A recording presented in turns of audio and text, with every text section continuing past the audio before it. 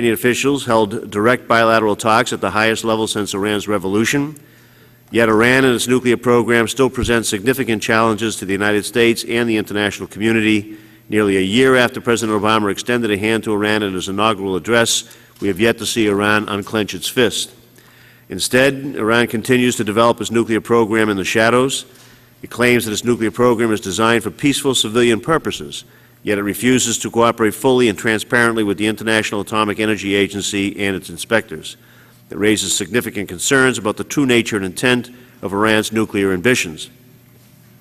Last September, the United States, along with its allies, disclosed that Iran had long been building a secret nuclear reactor in Qom.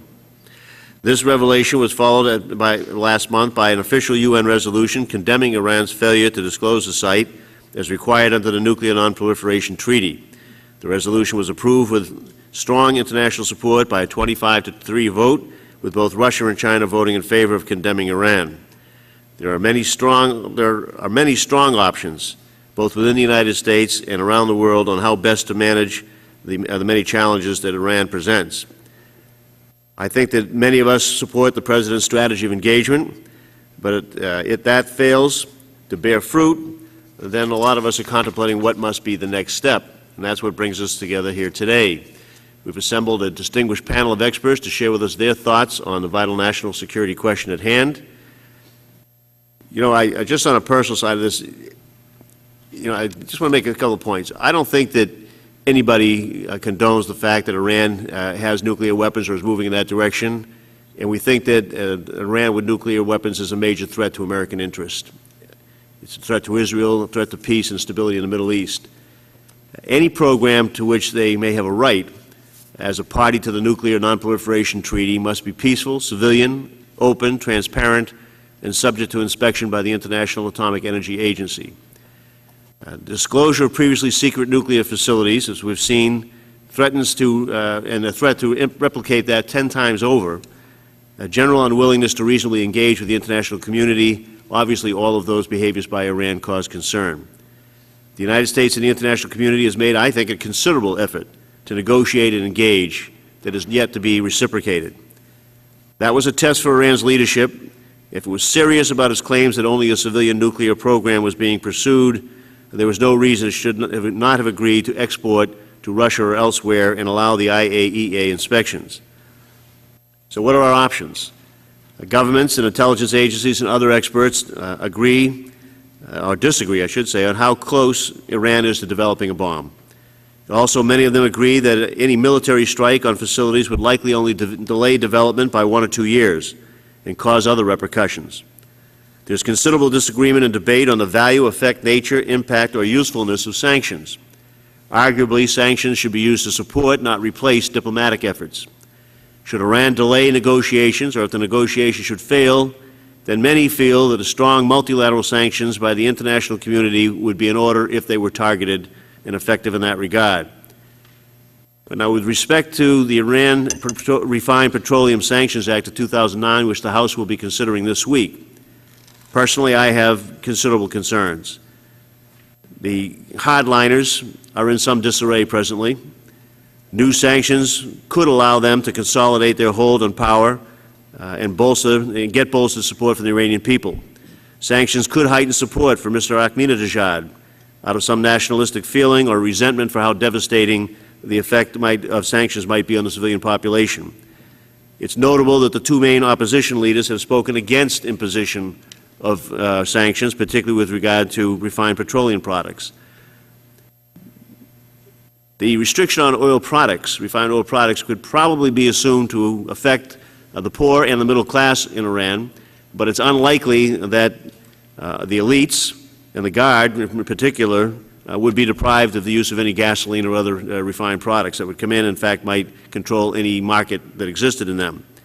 So we have a large question here to do. I think Jeff and others may have a different opinion on that, but I could only support the IRPSA if I was assured that its current language, which I read to mandate the sanctions as opposed to provide the flexibility of the President to implement them, would either be delayed before any final passage to a more appropriate time on the diplomatic pressure process that the administration is following, or if they were modified prior to passage to provide the President's more flexibility. we get those assurances, then we may get it through the House so that it can go to the Senate and be modified in a conference there if necessary. Only with more flexibility in exercising sanction authority might the President secure greater cooperation from our partners in taking effective action and ultimately facilitate a change in Iranian policies. Now is a critical stage in the intense diplomacy seeking to impose significant international pressure on Iran. I think the legislator ought to take care not to harm those prospects as they go forward. So it's with interest that we listen to our experts on the panel here today. We want to make sure that we move in the proper way, in the most effective way, and we welcome you and thank you for your testimony. With that, I defer to Mr. Flake for his opening remarks. I thank the Chairman. I look forward to today's hearing. I, myself, am not a fan of economic sanctions, particularly those imposed unilaterally. And so it has to be a pretty high bar, in my view, to go this direction. I share the Chairman's concern about the refined petroleum sanctions. I note that there is not a virulently anti-American feeling in Iran among the population, and I hope we can keep it that way. And I am concerned about changing that. I think that we can all agree, and reading your testimony, I think we all agree that these sanctions will only be really effective if they're multilateral, if we convince our international partners to come with us. My concern is, and my questions will be surrounding whether or not moving ahead on a unilateral basis is more likely to bring our partners along, or if simply giving the President more flexibility in this regard would be a better option. I hear all the time we're simply leading on this, we're simply expressing our feelings this doesn't tie the hands of the administration, but sometimes you don't start that way, but within months or the next year you are tying the hands of the administration, and I would point to Cuba as a perfect example. When you have the Helms-Burton Act and other legislation, the President's hands are tied. There are very severe limits on what the President can do in response to action on the part of the Cubans or in any other direction. And so while this may not start out as an attempt to tie the President's hands, it may quickly evolve into something that does, and that concerns me as well. So thank you all for being here, and I look forward to the testimony. Thank you very much. And ask for unanimous consent to enter into the record the Deputy Secretary of State's letter to Senator Kerry, on the Chairman of the Committee on Foreign Relations of the United States Senate, on this issue. Basically, the letter indicates that he's following up with a conversation that James Steinberg, the Deputy Secretary, had with John Kerry, the Chairman of the Senate Committee, regarding Iran and possible sanctions legislation to be taken up in the Senate. And that bill, S-2799, is very close to the URPSA bill that we're looking at here. The administration shares the Congress's concerns on Iran and its nuclear program and the need to take decisive action. One of the top national security priorities for the Obama administration is to deny Iran a nuclear weapons capability. As we discussed, we are pursuing this objective through a dual-track strategy of engagement and pressure. We are engaged in intensive multilateral efforts to develop pressure track measures now. It is in the spirit of these shared objectives that I write to express my concern about the timing and content of this legislation. As I testified before the Congress in October, it is our hope that any legislative initiative would preserve the maximum and maximize the President's flexibility, secure greater cooperation from our partners in taking effective action, and ultimately facilitate a change in Iranian policies. However, we are entering a critical period of intense diplomacy to impose significant international pressures on Iran. This requires that we keep the focus on Iran. At this juncture, I am concerned that this legislation in its current form might weaken rather than strengthen international unity and support for our efforts. In addition to the timing, we have serious substantive concerns, including the lack of flexibility, inefficient monetary thresholds and penalty levels, and blacklisting that could cause unintended foreign policy consequences. I have asked the Department staff to prepare for and discuss with your staff revisions that could address these concerns on timing and content, and I'm hopeful that we can work together to achieve our common goals. I hope the consideration of the bill will be delayed to the new year so as not to undermine the administration's diplomacy at this critical juncture, and I look forward to working together to achieve our common goals, and I will stay in close contact with you as the diplomatic efforts proceed. James Steinberg, the Deputy Secretary of State, and I ask it to be entered in the record with unanimous consent. So ordered. Now we'll receive our testimony from the panel before us today. Just give a brief introduction of our witnesses as they appear on the panel. Dr. Suzanne Maloney is a senior fellow with the Brookings Institution's Sabin Center for Middle East Policy. Her work there focuses primarily on Iran and also on other Persian Gulf security and energy issues. From 2005 to 2007, Dr. Maloney served on the staff of the State Department's Office of Policy Planning. She has previously held positions with the Council on Foreign Relations and the ExxonMobil Corporation. Dr. Maloney holds a Ph.D. from the Fletcher School of Law and Diplomacy at Tufts University. Dr. George Lopez currently serves as a senior fellow at the United States Institute of Peace, where he focuses on international sanctions and post-sanctions economies. He is also professor and chair at the Kroc Institute for International Peace Studies at the University of Notre Dame, where he has taught since 1986. Dr. Lopez has published several books on the implementation of international sanctions, arms embargoes, and other non-military means of countering terrorism. Dr. Lopez holds a Ph.D. from Syracuse University. Ms. Robin Wright also currently serves as a senior fellow at the United States Institute of Peace, where she focuses on Iran, the Middle East, and the broader Islamic world. Ms. Wright has reported from more than 140 countries on 6 continents for a wide range of publications, including most recently the Washington Post. She is also a regular contributor to Time magazine on the topic of Iran. Ms. Wright is the author of several books on Iran and the Middle East, including most recently Dreams and Shadows, The Future of the Middle East. She holds a BA and an MA from the University of Michigan. Ambassador James Dobbins is the Director of International Security and Defense Policy Center at the RAND Corporation. He has held a number of positions in government, including U.S. Representative to the December 2001 Bonn Conference, where he worked directly with Iran in helping to reestablish a government in Afghanistan after the fall of the Taliban. Ambassador Dobbins also formerly served as Assistant Secretary of State for Europe and a Special Assistant to the President. He holds a BS from Georgetown University. So thank you for all of our distinguished witnesses for making yourselves available here today. I know at least Dr. Maloney and Ambassador Dobbins have testified before the subcommittee before, so we welcome you back. It's the policy of this committee to swear in all witnesses before we begin our testimony, so I ask that all of you please stand and raise your right hand. Do you solemnly swear to tell the truth, the whole truth, and nothing but the truth? Thank you very much. The record will please reflect that all of the witnesses answered in the affirmative. And I tell you what I think you already know, that all of your written statements will be entered on the record by unanimous consent.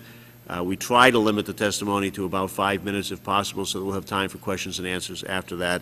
And Dr. Maloney, if you'd be kind enough to start with your testimony. Thank you very much, Chairman Tierney, Congressman Flake, and the members of the committee for this opportunity to discuss the prospects and implications for sanctions. Could you as a please, tool of influence. I'm sorry, could you please pull that microphone closer? Of course, I'm sorry. Thank you so much. Thank you for the opportunity to be here today to discuss the prospects and implications of using sanctions to influence the behavior of the Islamic Republic of Iran. I will summarize my testimony, which has been submitted in longer written form. But I find it predictably ironic that less than a year after the Obama administration began its efforts to engage the Iranians in a comprehensive diplomatic dialogue, the discourse in Washington and around the world has already shifted toward an enthusiastic embrace of punitive measures. The search for alternative mechanisms for influencing Iran is completely understandable given the current context, both in terms of the increasing crackdown within Iran, as well as Iran's repeated rebuffs of the offers of the Obama administration and the rest of the international community to engage in a serious dialogue.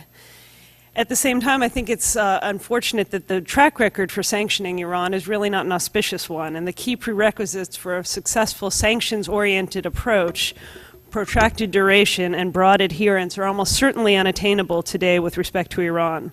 There are some more promising indications of a more conducive context, but that is no guarantee of success. In my testimony, I'll speak briefly about that track record, but I will conclude by laying out a series of principles that should guide our consideration of any new coercive measures.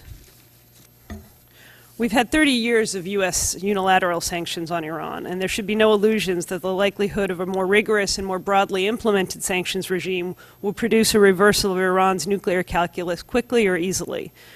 30 years of sanctions have not accomplished their primary objective, which is the moderation of Iran's security and foreign policy. This has largely been a function of the lack of international consensus. Moving forward today, despite tough talk from various European leaders and the new cooperation between Washington and Moscow on Iran, the prospect for expanding the playing field on sanctions will still prove daunting, largely because of our divergent perspectives. In Washington, we tend to see a direct relationship between economic pressure and eventual moderation of the target leadership. Many of our allies have exactly the opposite perspective. They fear that once isolated from the international community, Tehran will be further radicalized and may retaliate either via direct action against governments that have supported sanctions or by accelerating their nuclear efforts or withdrawing from the NPT. The irony is that neither the American nor the European perspective on sanctions is actually borne out by Iranian history. Iran's response to the repeated use of sanctions by Washington has neither involved capitulation to demands or radicalization.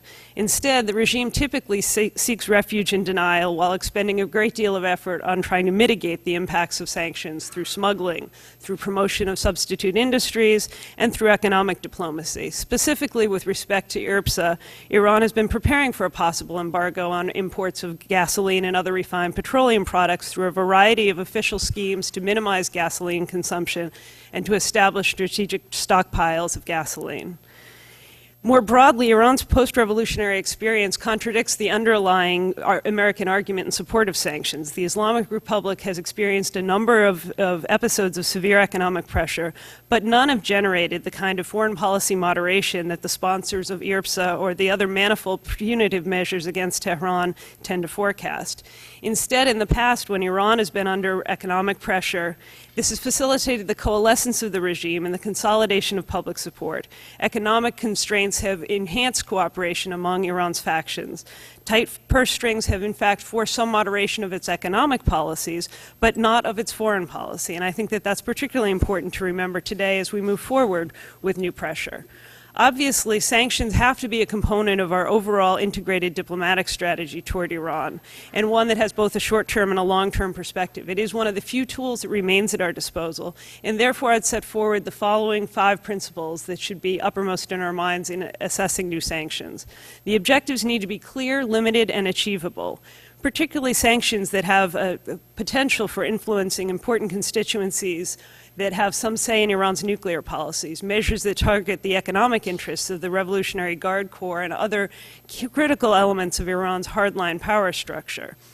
This is a particular uncertainty, I think, with respect to IRPSA. I'm not sure what the scenario that the sponsors of IRPSA have in mind is, that the Iranian public, under great economic constraint, begins to go to the streets and voice its anger and frustration with its regime, and the regime somehow capitulates or moderates its policy toward the international community.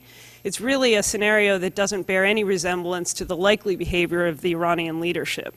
This also suggests that we need to be careful about our rhetoric. When we talk about crippling sanctions that will break the back of the regime, again, we need to be clear about the intended objective of our sanctions. We are not trying to bring down the regime. That is not within the capacity of the United States of America. What we are trying to do is reverse their position on the nuclear issue, and that means persuading them that their security is better served through another approach to the world. Secondly, we need to integrate sanctions within the continuum of U.S. diplomacy. I'm glad the Obama administration has dropped the sort of talk about carrots and sticks, but still the rhetoric of dual track seems to suggest that sanctions are an alternative to diplomacy. That's not in fact the case. Sanctions need to be a part of an integrated approach that actually uses sanctions to persuade Iran to come to the negotiating table, because that's simply the only way we're going to get the Iranians to understand that their security interests are better served by cooperation rather than confrontation. Third, we need to have that kind of broad international consensus and implementation that has been lacking for most of the past 30 years.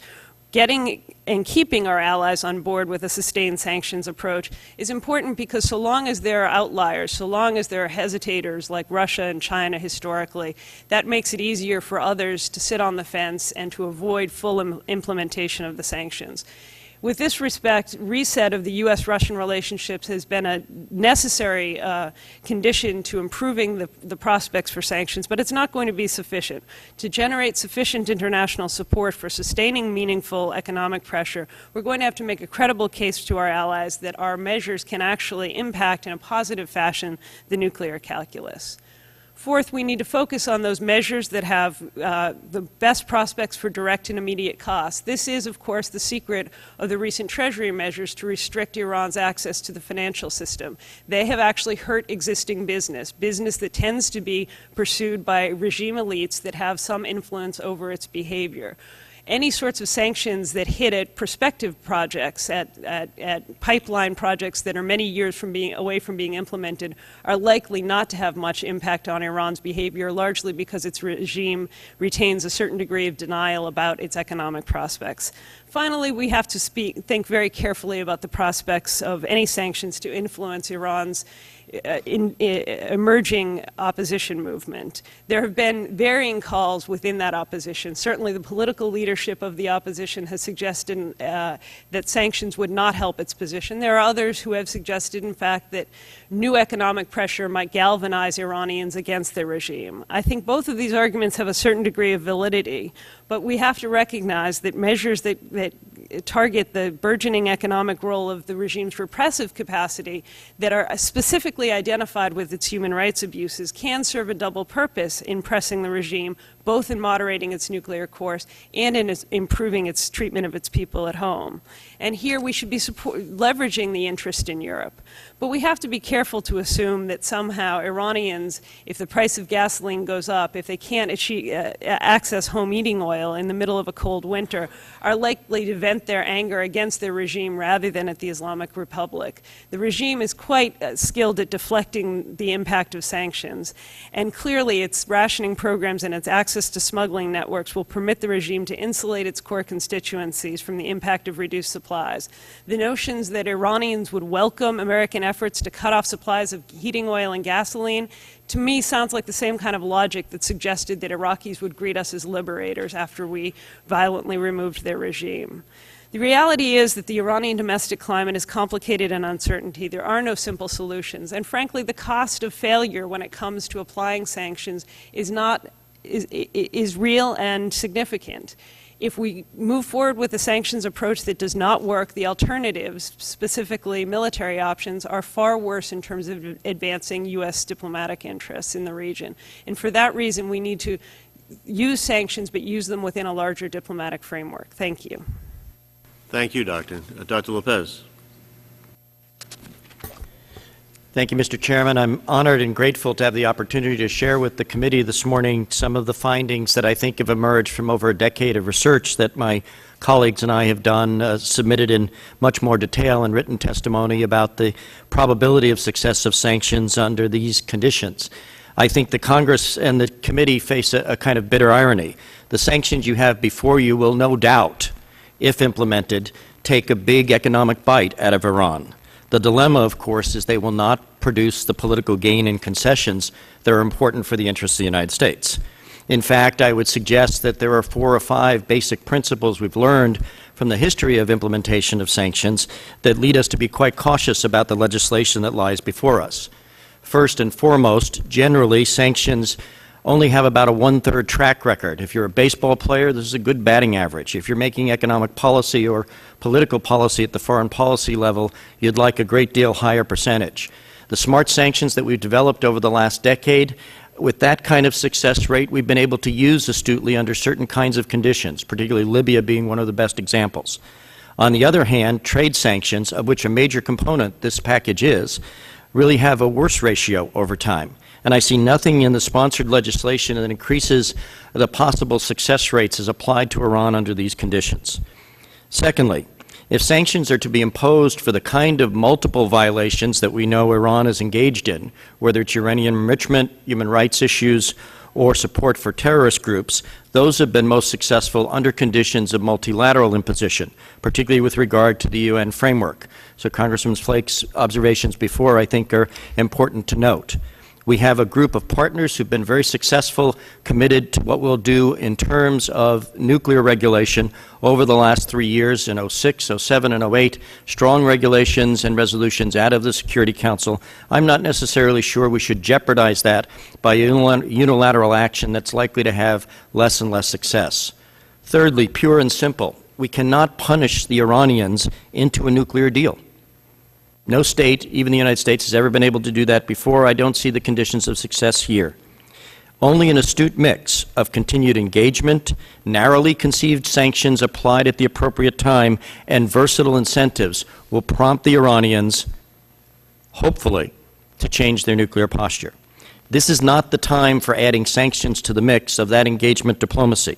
If imposed now, as Suzanne has mentioned, Iran will react with particularly negative consequences for the prospects of future engagement with the IAEA or with the 5 critical partners in which they're engaged. The ultimate leverage we have over time is the continued coalition of support that we built at the United Nations with the P5 states and with states in Europe who believe that continued diplomatic engagement, at least for a while, is the way to proceed.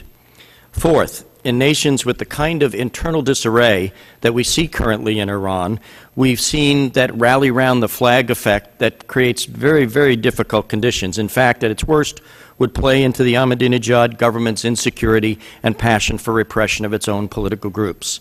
Why we would cast to them this kind of après-vu is strange to me. We need to build and sustain coalitions in Iran that will see the United States as its friend and listen very adeptly to the kinds of reactions we've gotten from Iranians about the sanctions. Remember, we were able to sustain and have successful sanctions in South Africa over time because the opposition groups were saying that this was the appropriate strategy. And I think that's important for imposing sanctions. Now, with a sanctions expert being so negative on the possibility of imposing sanctions through this legislation, what do I offer you? I think there are some ways forward in which the United States can continue the engagement with the Iranians, but state very clearly a number of particular postulates. The first is that the American people and the Iranian people can be brought together around the notion that no nation in the future should or could seek its security through nuclear weapons. We should state to the Iranians that they should see the relationship we're building with Russia and the treaty we're about to submit to the Senate sometime in the next year, which leads to massive reductions on in our nuclear arsenals. And we're trying to lead the way through a particular kind of leadership by example, and we encourage states that are thinking about the nuclear threshold to pay attention to this.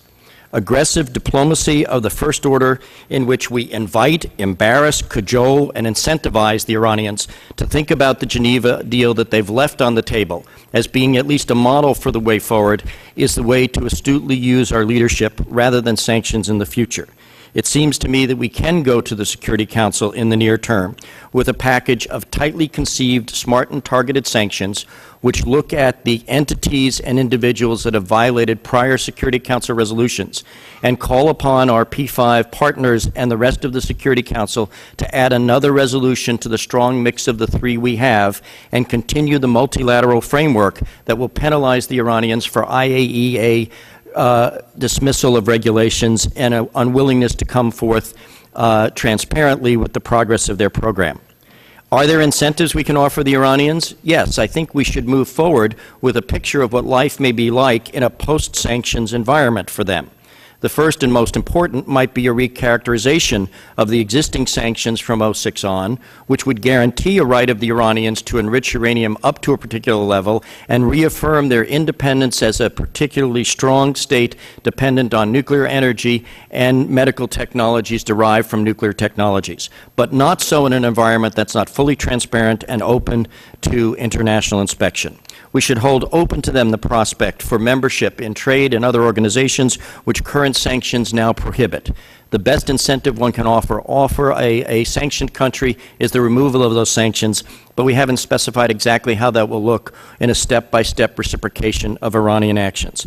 I've contributed more in my testimony, but my time has come to an end. I do believe that the administration's approach to engagement has to be understood as 1 year in a 30-year framework with the Iranians in which the turnaround and correspondence we seek from them may not have yet gone far enough down the road. And we have the strength, versatility, and energy as a diplomatic community to continue to put that pressure in a positive way and hold sanctions as keeping the powder dry for at least another 6 to 9 months in case the dilemma continues to manifest that we'll need them. Thank you. Thank you, Doctor. Ms. Wright, I understand that you're going to give us a PowerPoint presentation, and I understand that it's a good PowerPoint presentation. I had some reservations. I was sharing with my staff. We went to Afghanistan, and you know how the military just loves to do PowerPoint presentations. So I asked General McKinnon to not do that, that we wanted a dialogue on that, and he answered back that what if he just had 1 slide? So we relented, and we thought that was a good compromise, only to find out that he had put everything that he possibly could put for 50 slides on the 1 slide, and so we had our show anyway. But please proceed. Thank you, Mr. Chairman. Mine is all pictures. We'll all be able to understand. That's good. That's right. The uprising launched after a disputed presidential election in June has evolved into the most vibrant and imaginative civil disobedience campaign in the 57 nations of the Islamic world, and maybe the world generally. For all the physical force used against the Green Movement, it has so far remained nonviolent in response. The Green Movement is a very broad coalition that includes former presidents and clerics, as well as people who've never voted at all, and millions of students in one of the youngest populations in the world, and women in one of the most politically active female populations in the Islamic world, both young and old. But these diverse sectors of society also see the core issues through very different prisms. The New Green Movement has managed to mobilize Iranians for public protests every few weeks since the election 6 months ago. It exploits anniversaries, commemorations, and holidays when the public is normally urged to demonstrate for government causes. They communicate in messages like this one on the internet, Facebook, and Twitter, or even in graffiti spray painted on public walls to turn government events into protests against the regime. The public demonstrations are when we hear their messages. At the November 4th commemoration of the U.S. Embassy takeover, Iranians normally are urged to shout "Death to America" and "Death to Israel." This time, many shouted "Death to no one." More pointedly, others shouted, "Obama, you are either with us or with them." This is a message now heard often. The demonstration last week on National Students' Day was the largest since the summer. It erupted on several campuses, and additional protests are expected later this month to mark the religious holiday of Ashura, and again during the first 2 months of next year on various anniversaries of the revolution, the same period when the United States and its allies will be debating new international sanctions. In policy debates on Iran, there's a lot of talk about clocks. Iran's clock on its suspected nuclear program, the slow clock of diplomacy and UN sanctions, and Israel's impatient clock. To that should be added a new one, the opposition clock. What the opposition does is more important than this body will ever consider. After 6 months, the Green Movement has proven that it has reached critical mass and has proven its durability. Since June, the Green Movement has shifted its agenda from disputes over the election of President Ahmadinejad to the role and powers of Iran's supreme leader and the very definition of an Islamic state. Death to the dictator is now a common chant, with mounting anger over the militarization of the regime and the growing role of the Revolutionary Guards. This cartoon recently made the rounds, calling for the supreme leader to be booted from have very different goals. Dozens of factions under the green banner can be sorted into at least 3 general categories. Each represents a different side of a sometimes unlikely alliance. The first layer is the public campaign of civil disobedience, which extends well beyond the demonstrations. Iran's currency has become a medium for the message. Some stamp pictures and slogans on the rial, this one of Ahmadinejad, along with the slogan, "People's Enemy." Most lash out angrily at the regime. Others reproduce pictures like this one with the famous picture of the female student Neda Sultan, who was shot at a street protest in June. This picture is from the cell phone video that captured her dying. The graffiti is usually in green. Some slogans merely appeal to others who might get that note to write slogans on other banknotes. The banknotes even carry protests against the regime's foreign policy. This one against Iran's ties with Venezuela's Chavez, and here against Russia. The regime reportedly tried to take the graffiti money out of circulation, but found there was too much to destroy. Another civil disobedience campaign calls on the opposition to boycott all goods, from food to cell phones, advertised on state-controlled television. Civil disobedience includes individual, uncoordinated acts. Mahmoud Vahidnia is a math student who was invited to a meeting between Iran's supreme leader and the academic elite. He went to the microphone and, instead of asking a question, warned the supreme leader in a 20-minute tirade that he lived in a bubble and didn't understand what was happening in Iran. Iranian television, which was broadcasting the program live, turned it off, but not before it was taped by the BBC and others, and is now a very popular item on YouTube. The growing signs of dissent show in many ways, on public buses and on building walls.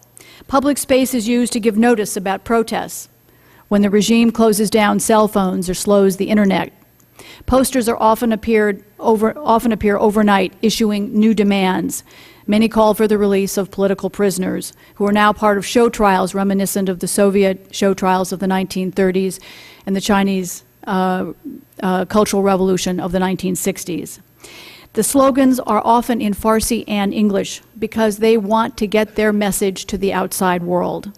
Even sports teams have become involved. Iran's national team wore green during a match abroad in June. Inside the country, some opposition have dared to attend games wearing green, which has reportedly led the government to broadcast the games in black and white.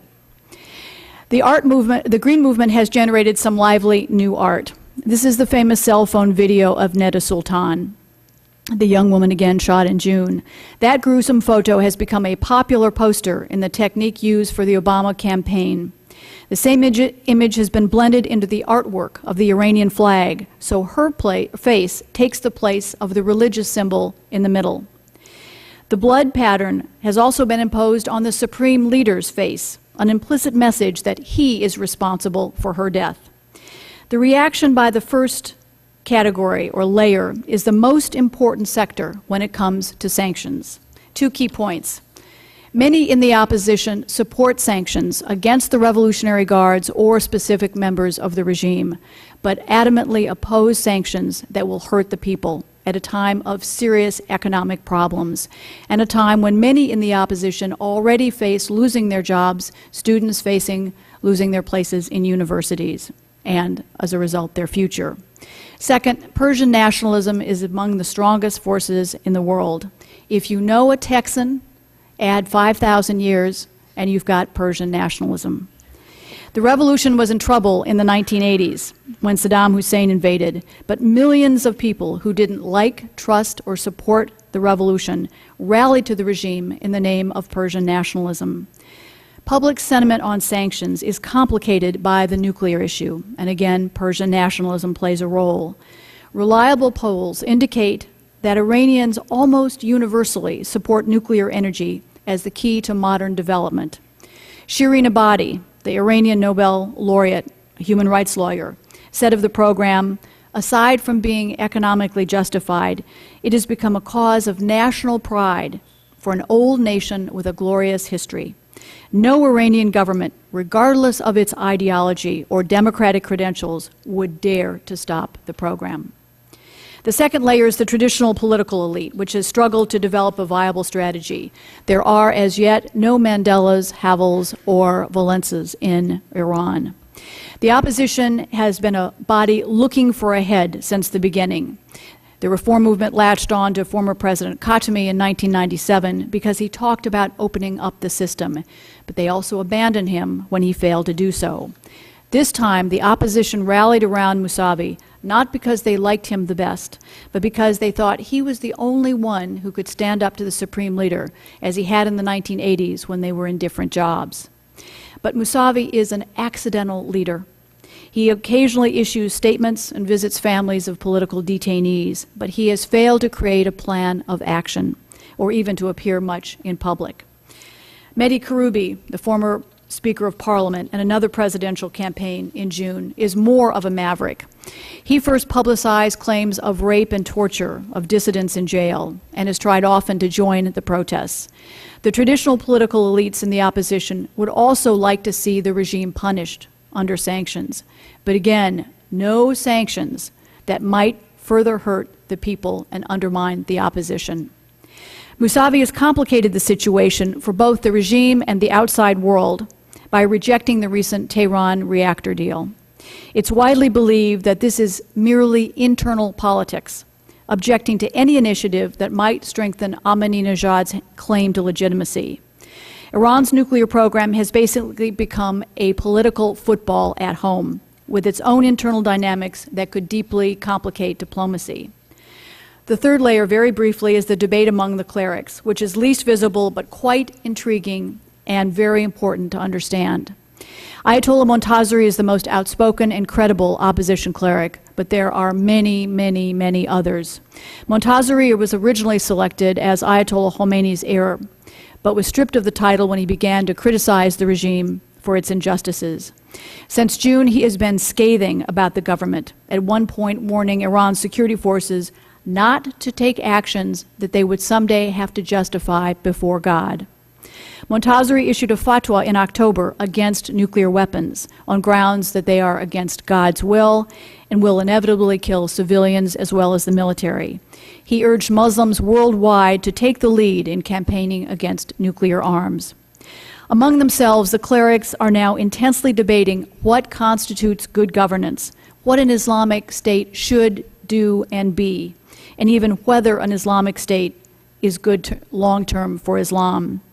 The clergy I've spoken with over the years, and I've been going to Iran almost every year since 1973, actually care about the nuclear energy issue. But like the public, they feel the regime has pushed the nuclear issue too far, at great cost to the nation's standing, its future potential, with millions of Iranians paying the price. As a result of the debate, Iran's supreme leader is increasingly standing alone among his own. Many clerics have long been wary of theocratic rule, for fear the human shortcomings of a modern Islamic state would taint Islam. As they hear vast numbers of protesters challenging Khamenei or see their messages on Iran's national currency, the debate among them has intensified. Thank you. Thank you. That was quite good. I appreciate that. Ambassador Dobbins. Well, that's going to be hard to top. I'm afraid after that multimedia excursion, we're back to boring Washington wonk talk. I think all the witnesses, including myself, agree that further international sanctions will probably not compel a change in Iran's nuclear policies. Nevertheless, I think there are good reasons to pursue additional sanctions. There are, in fact, at least 5 distinct rationales for further sanctions. The obvious one is to influence Iranian policy. A second would be to promote positive change in the nature of the Iranian regime. A third objective is to degrade Iranian military and power projection capabilities. A fourth is to set a deterrent example for other aspirant proliferators. And finally, whatever may be the hoped-for effect of sanctions, such measures provide an irresistible alternative to the other 2 options, which are even less desirable, the options of either doing nothing to respond to Iranian nuclear program or going to war to prevent it. Historically, sanctions have seldom forced improved behavior on the part of targeted regimes. Sanctions did not compel the Soviet Union to withdraw from Afghanistan, Pakistan to halt its nuclear weapons program, Saddam to evacuate Kuwait, the Haitian military regime to step aside, Milosevic to halt ethnic cleansing in Bosnia and Kosovo, or the Taliban to expel Osama bin Laden. Stiff sanctions were applied in all of these cases, but it took either a foreign military intervention or violent domestic resistance, or both, to bring about the desired changes. Now, while none of the above-named regimes altered their behavior in response to sanctions, all but one of them eventually fell. And sanctions may have contributed to their fall, but more as a gesture of solidarity with those seeking to change the regime, often by violent means, than as the prime cause. Universally supported sanctions in support of human rights in Iran might make a similar contribution, as they did in South Africa, in Haiti, in Serbia, in Iraq, and in Afghanistan. However, at the current moment, there's not much prospect of getting universally supported sanctions against Iran based on democratization as an objective. The objective for additional sanctions in Iran is rather under consideration in order to try to force Iran to abandon its nuclear aspirations. Sanctions so directed are unlikely to encourage and could even diminish domestic resistance to the regime. Most Iranians, as has been noted, including the democratic supporters, support Iran's efforts to master the nuclear fuel cycle, and sanctions that are applied for this purpose could well increase support for the regime rather than the reverse. Now, sanctions can definitely degrade the economic performance of the targeted state and thereby limit its military and power projection potential. That was certainly true in Saddam's Iraq. It was also true with respect to Haiti, Serbia, and Afghanistan. In each case, comprehensive and universally enforced sanctions made an eventual American military intervention even easier than it otherwise would be. So sanctions as a prelude to invasion and occupation have a lot to recommend them. Even unilateral American sanctions, for instance against Cuba and Iran, have had some impact on the targeted country's economy and capacity to project power. Unfortunately, these unilaterally applied sanctions also have tended to bolster the targeted regimes and increase their domestic political support. Thus, paradoxically, unilateral American sanctions have both moderated and perpetuated the threat that such regimes present. The exemplary deterrent effect of sanctions is hard to measure, but is probably the best reason for going ahead with further sanctions against Iran. If the international community failed to respond to the Iranian program, it would be giving a green light to a number of other countries, including a number of countries in the region, to go down the same path. So that's certainly a reason to continue to sanction Iran. Finally, we have the political imperative to not just stand there but do something. In situations where inaction is unacceptable and preemptive military attack unappealing, sanctions may provide the only alternative. And this is certainly one of the reasons that many outside the government and many of you will end up supporting sanctions. While sanctions may offer an irresistible political fix to a policy dilemma, they're not cost-free. Virtually every country that's ever been sanctioned eventually had a revolution, changed a regime, and became an American aid recipient. And American aid to countries like Iraq, Afghanistan, the Balkans, and Haiti has in large measure been directed to undoing the effect of sanctions. And so, in effect, the American taxpayer does end up paying a certain proportion, and a not negligible proportion, of the cost of sanctions as they're applied over time. One can only imagine how much money the United States is going to provide a democratic Cuba to reverse the effect of 50 years of embargo. To recapitulate, further sanctions against Iran are not likely to alter its nuclear policies. They will weaken the state economically and even militarily. Sanctions against Iran will serve to some degree at least as a deterrent to other proliferators. Further sanctions are almost inevitable for the reasons I've suggested. The next question, therefore, is what kind of sanctions make sense? We've heard from Robin and from others about the nature of the internal dynamic. There's basically a competition between the Islamic tendency in the regime, personified by the Ayatollahs, the Republican nature of the regime, personified by elected politicians, and the revolutionary nature of the regime, personified by the Revolutionary Guard. And for 30 years, these have been in some equilibrium. That equilibrium has been broken as a result of the fraudulent election and the popular reaction to it, and you're now moving increasingly toward a police state. But that's not necessarily an inherent, a stable condition, and it could go in a number of different directions, including toward more democratization, toward a greater police state, or back toward some equilibrium. It seems likely that sanctions that targeted Iranian society as a whole would promote the least desirable of these results. That is to say, the consolidation of a police state under the Revolutionary Guard.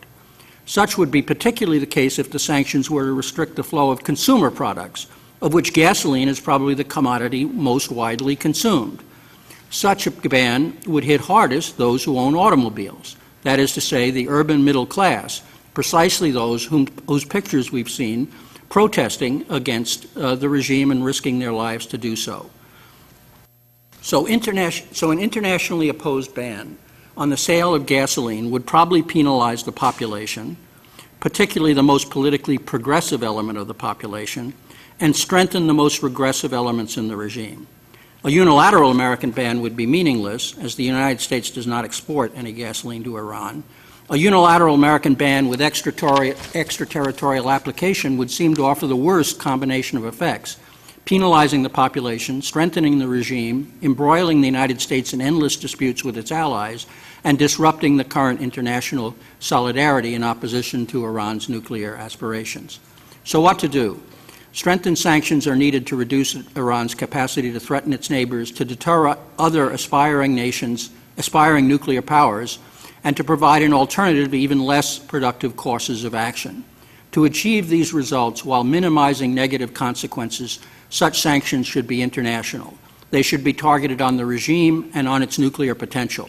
Such measures would include a comprehensive embargo on arms sales and on transfer of nuclear technology, financial sanctions focused on the military, on power projection capabilities, and on the internal security apparatus, and an international travel ban on those associated with all of these institutions. Sanctions which single out the leadership and impose even symbolic penalties on them can further delegitimize that leadership on the eyes of the Iranian people. Sanctions designed to impoverish the country as a whole probably would have a reverse effect. Finally, any sanctions need to be rapidly reversible. Admittedly, there seems little immediate prospect that the Iranian regime will alter its behavior in the near term. Nevertheless, on 2 occasions over the last 8 years, the Islamic Republic has made far-reaching overtures of cooperation and accommodation with Washington. Those offers were made in the immediate aftermath of the U.S. intervention in Afghanistan, and then a year later, its invasion of Iraq. In the mood of national hubris which prevailed in this country back then, Washington chose to ignore both overtures. We cannot predict if and when another such opportunity will arise, but we should ensure that our president is in a position to respond rapidly if and when it does. This argues for including in any legislation broad authority for the president to waive or terminate sanctions in response to changing conditions. Thank you. Thank you. Thank all of you. I think your testimony was very, very helpful and enlightening as well. Let me start the questioning aspect of this.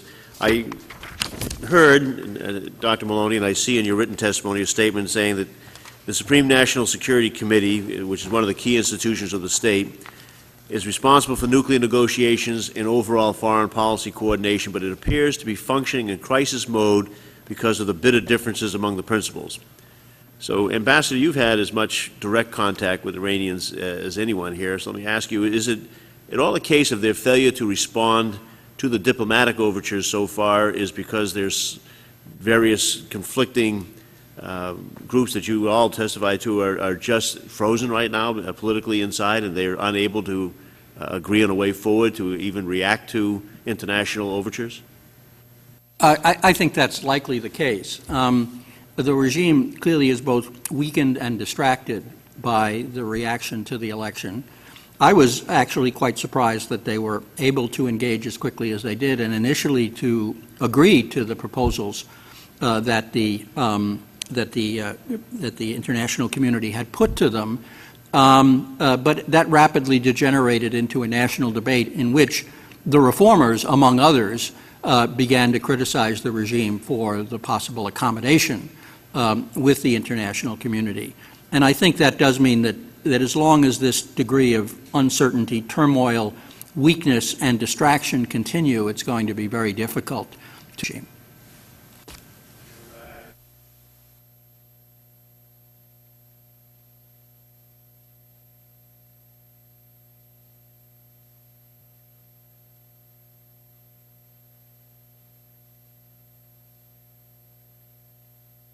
Now the other will drive them away. They'll either blame them for exacerbating an already bad situation, or they'll feel that the world community is sort of ganging up on them and making their life worse, and they better get together and rally around the nationalistic flag.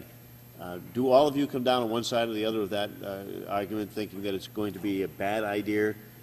I know, Ambassador, you just testified to that effect, and I think I heard that in the flavor of the others, that imposing refined petroleum sanctions and things of that nature would probably have the adverse effect of driving the general populace in Iran toward the current regime and maybe buttressing them. Dr. Maloney, I'll start with you. The population responds. Certainly, Iranians can walk and chew gum at the same time. They can detest their regime and also resent the international community for making their life more difficult. And frankly, that's always been the historical reaction to the American sanctions regime among Iranians when you walk the streets. They want to know why they're being punished for the misdeeds of their own government. I think the current conditions are chaotic and fluid enough that it's possible that Iranians may turn more toward the green movement in the aftermath of increased economic pressure. But it will not, in fact, persuade the regime to be more accommodating internationally. They will see themselves under greater threat, and they will certainly be more difficult to deal with, just as Ambassador Dobbins has suggested. The current situation is making it difficult for them to come to the table in a serious way and negotiate over a sustained period of time with a clear and coherent position. If the internal temperature becomes that much more inflamed, then I think it will be that much more difficult to have a serious set of nuclear negotiations in the near future. And as Robin has suggested, there is a time urgency to the nuclear dilemma. Dr. Lopez, you agree with that? Yes, I do. I'd go one step further, is that the imposition of sanctions permits the regime to shift attention to a new level of competition, if not conflict, with the United States, and takes the eyes off what ought to be the main focus, and that is what's wrong with the Geneva Accord that we seemed in early October to have a reasonable degree of consensus with the Iranians on. That we want to keep our focus on that as a template around which we negotiate. And there may be ways in which the threat of sanctions over the next 3 to 6 months gives us much more leverage with the Iranian leadership than the imposition, because it doesn't permit the leadership to focus on new actions by the United States taken under conditions of new hostility. It keeps our eye on the central focus of what's wrong with this existing nuclear deal that on paper looked fairly good to all concerned in early October. Thank you.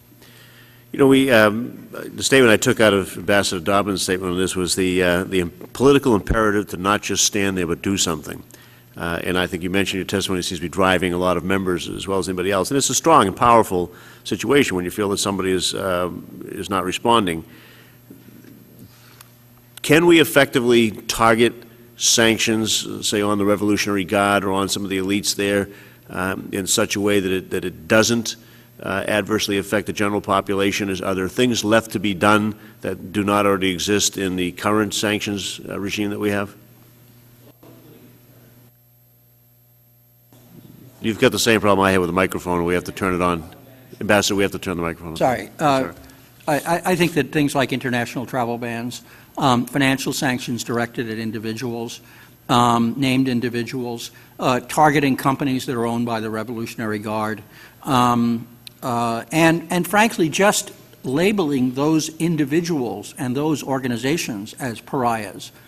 And this has to be international to be effective. And international sanctions that do that will further delegitimize the regime, encourage domestic opposition, and make the regime feel uncomfortable. And they won't like it. And that in itself can provide a certain degree of satisfaction, even if it doesn't produce the desired results. Thank you. Mr. Flake, you're recognized for 5 minutes. I thank the chairman and thank all the witnesses. This is one of the most informative hearings I've been a part of for a long time, and I thank the chairman for arranging it. Dr. Maloney, you mentioned that the Iranian regime is already preparing to deal with IRPSA, for example. What examples can you give? How are they preparing?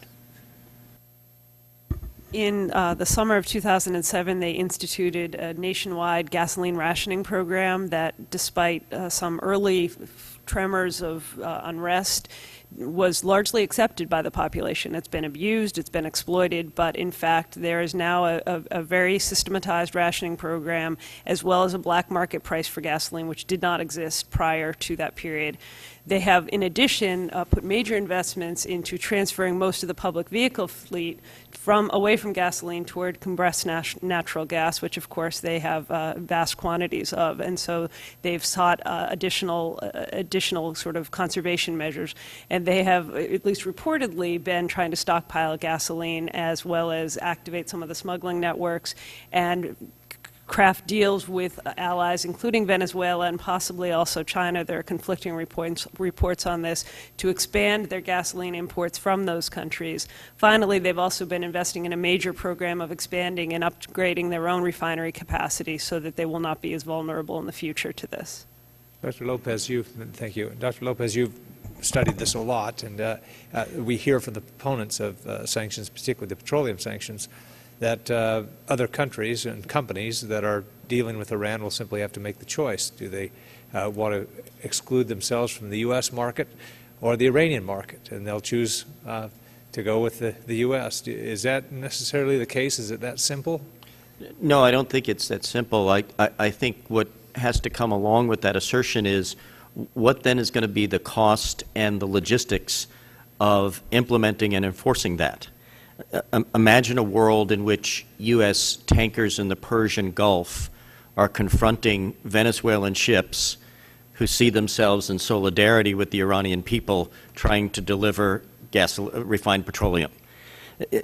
Which crisis do you want to manage? I think we'd want to manage a crisis with our Russian, Chinese, and other allies at the Security Council of a defiant Iranian regime that wants to throw out the IAEA because we're on the stronger ground there, rather than shifting the terms of enforcement of an oil embargo, which has many, many routes for undercutting it. We've never had any success with secondary sanctions. That is, with those who've tried to participate in a sanctions regime by sometimes honoring it diplomatically but undercutting it economically. That takes us, in a sense, in a side road that's only going to be a very, very long and difficult road for the United States to undo. It really becomes a sideshow that's not at all in our interest. All right. Thank you. Ms. Wright, you mentioned that some of the protesters were shouting, Mr. Obama, you're for us or against us. What do they mean by that? If you say that they're not in favor of what's on the table right now in terms of what the U.S. is proposing, or sanctions that will target or impact the population in general, what do they want the president to do that he's not doing? Is it simply rhetorically getting behind them, or what? I think there's a particular focus or desire for the United States to take a much stronger role or stronger position on human rights. They're not looking for the White House to come out and support the Green Movement. In fact, that would end up tainting them and give the regime a chance, grounds on which to prosecute more of them for being spies for the United States or agents of the United States. But they do want to have a sense that the world, the United States, as the most powerful spokesman for the free world, is willing to take a stand on behalf of them. The president's reference in his Nobel, when he was, the announcement was made about his Nobel Peace Prize, and he referred just a little bit to Neda Sultan, not by name, but a situation reflected. He mentioned the situation when she died, and that resonated in Iran in enormous ways. It doesn't take very much. Mm-hmm. Thank you. My remaining time, all of us up here have one of these, and we're going to be asked to go to the floor later today and use it. It's a voting card with regard to IRPSA. If you had one of these and you were going to vote this afternoon, how would you do? How would you vote? I realize there are arguments can be made this way, but we only have this card and we only have this vote today. And if we could start with Dr. Maloney, how would you vote? I'd vote against the. Okay. I'd vote against these sanctions. I think there are a lot of problems with these sanctions, and they could backfire. I would vote against them unless I got the kind of assurances that the chairman was talking about. Thank you. And then the assurances, I don't know if you know what they were or not, or anything like that, are that these have either not be implemented until the White House and the President, during their diplomatic initiatives, thought that it was now essential to move to that point, or that given the flexibility to use them but not be mandated to use them and waive back. But those assurances are not with the legislation right now. Those assurances. Those are not in the legislation. The assurances that I'm going to receive are that they will be in any final bill that we vote on after conference on that. Mr. Lynch. Thank you, Mr. Chairman. First of all, I want to thank our witnesses. I think the testimony here has been very, very helpful in us making our decision. My only regret is that the other 430-something members of the House are not here to hear your testimony as well. And I want to associate myself both with the remarks of our chairman and his conditions, as well as the concerns raised by the ranking member. And I think it's, this could be a case where there is significant and courageous opposition right now in Iran, as Ms. Wright has so articulately presented. this could be a case of us snatching defeat from the jaws of victory.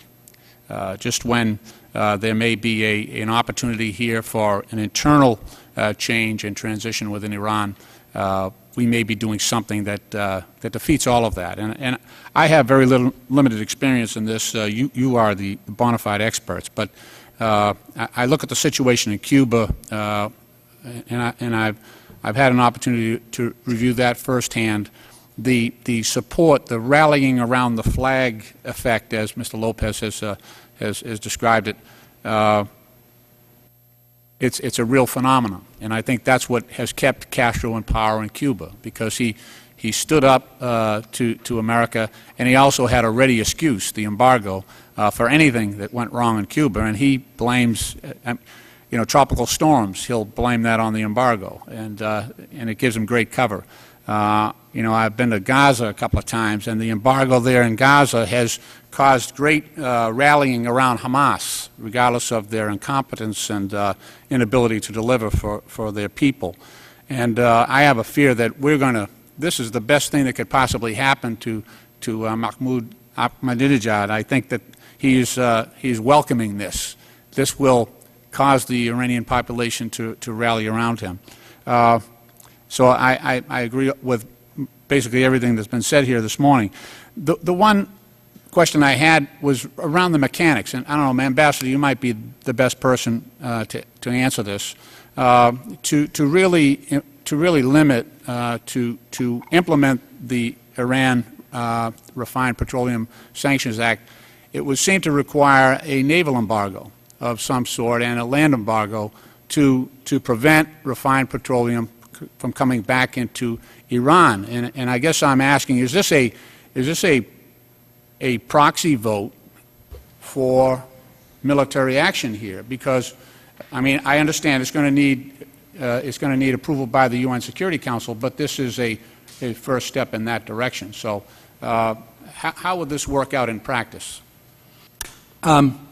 Well, if such a measure were to get Security Council approval, the Security Council could also authorize enforcement measures, as was the case with Iraq, for instance, when it was under even more. Iraq was forbidden from exporting its oil, for instance, which was an even more You're referring to the Iraq for Food program? No, I'm saying that the Iraq for Food program came later as an effort to ameliorate the effect of the earlier sanction, which was simply to ban Iraq from exporting its oil. And there were enforcement provisions that prevented Iraq from exporting its oil. We were allowed to overfly the country. We were allowed to bomb Iraq periodically. We could stop ships. And this was all authorized by UN Security Council. So theoretically, you could do that. First of all, you're not going to get a Security Council measure in support of an embargo on gasoline or refined oil products. That's not going to happen. Secondly, even if you did, you probably wouldn't be able to get authorization for those kinds of enforcement measures. But and so what we're talking about here is a unilateral U.S. measure with some extraterritorial application. That is, we will penalize foreign companies for engaging in this behavior by denying them access to our market. I don't think that either the Congress or the administration would intend to use military forces to enforce that. So I don't think there's a danger that this would precipitate the administration to authorizing military action to enforce this. I think the enforcement mechanisms, if it was approved, would be legal mechanisms designed to penalize firms from, say, Great Britain or France or Germany who sell products to Iran from selling products in the United States, and we'd get into endless legal hassles and diplomatic disputes with those countries. Thank you, Mr. Chairman. Thank you. Mr. Duncan, you're recognized. Well, thank you, Mr. Chairman, and thank you for calling a very interesting and informative hearing. First of all, I want to associate myself with the opening remarks of my ranking member, Flake. I thought he made a good summary of what I wish was our position, and also agree with Mr. Lynch that it's unfortunate that all the members couldn't have heard the presentation that's been made here this morning, because I think all of us know that This afternoon, we will pass, in the House at least, pass this sanction legislation by an overwhelming margin, and I think that's unfortunate because I think you've made, the witnesses have made a pretty convincing case that these sanctions, this legislation is not a good thing to do, particularly at least at this time. I think that we need a more neutral foreign policy toward the Middle East.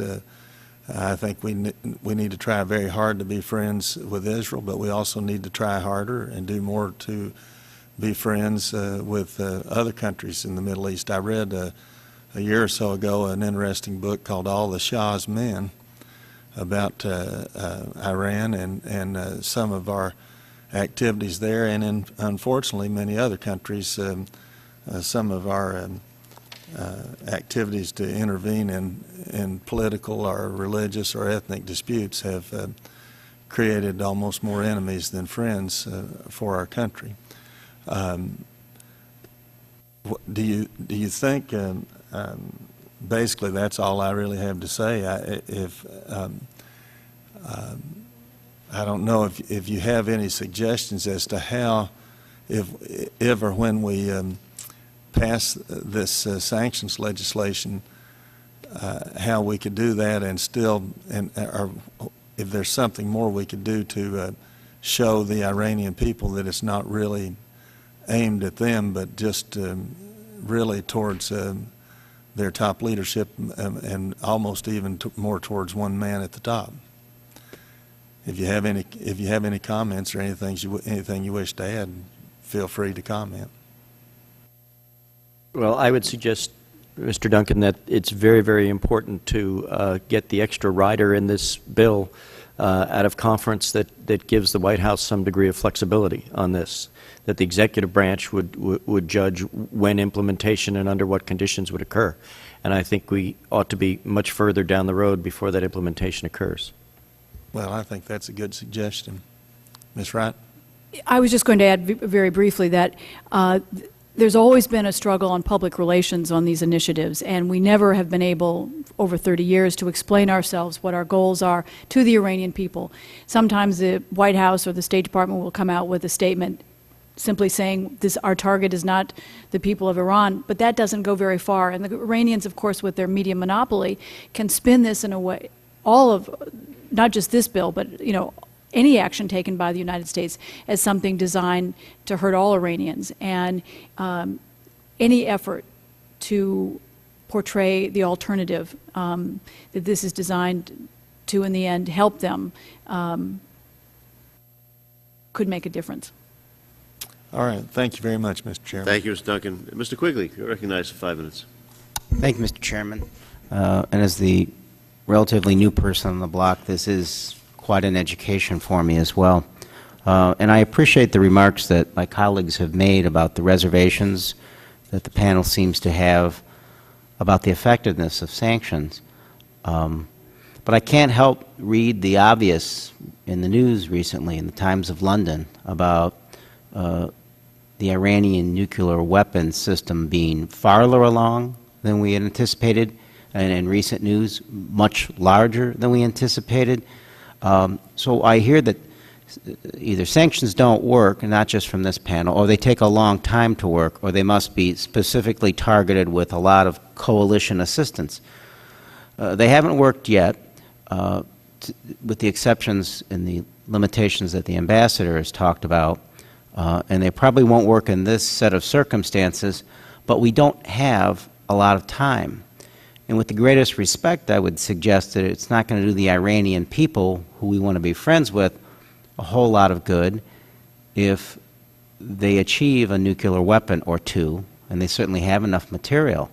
And that makes them, more than anyone else, a target for reprisal and for the destabilization of the entire region, and threats not just to Israel, but to our other allies and our troops.